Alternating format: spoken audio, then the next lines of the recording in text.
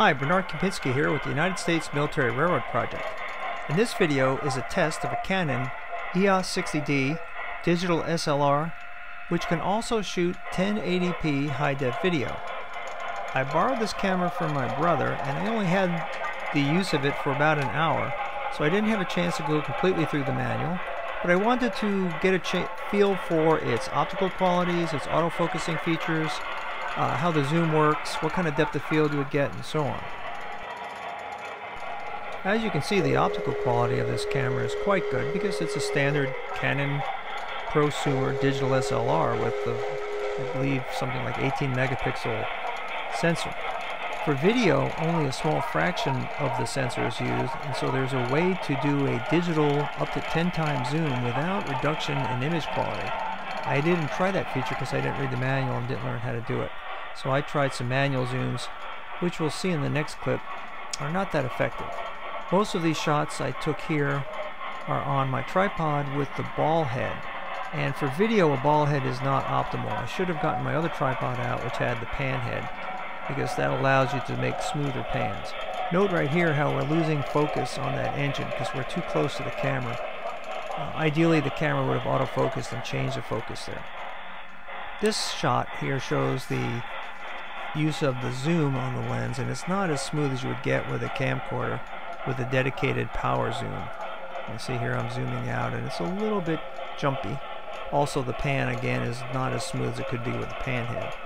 Taking video, a real professional quality video, is really a whole different set of skills from still photography. You really have to learn some new skill sets there.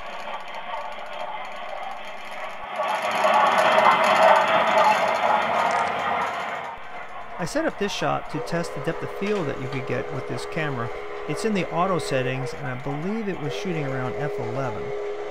And you can tell that the locomotive, as it enters the scene, is a little bit out of focus, but as it comes in the foreground, it's in very sharp focus.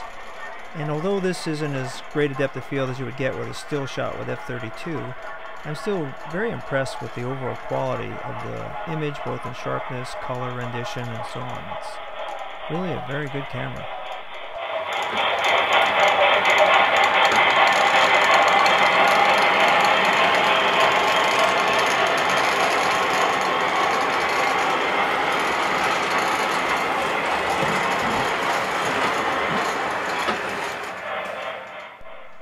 This shot of the bridge is from a more perpendicular angle to the bridge, and so we're not asking the camera to focus across as deep a scene, and as a result it seems to be carrying the whole scene in sharp focus. This is really quite acceptable.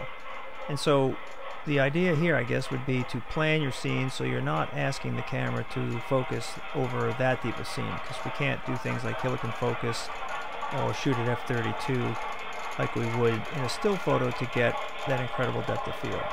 So you have to just sort of plan ahead when you're shooting video, if you're looking for sharpness all across the scene, to plan for some perpendicular type shots. The next step will be to upload this video to YouTube to see how the YouTube HD video process works. So thank you for watching. If you haven't already, please visit my blog at usmrr.blogspot.com. Thank you.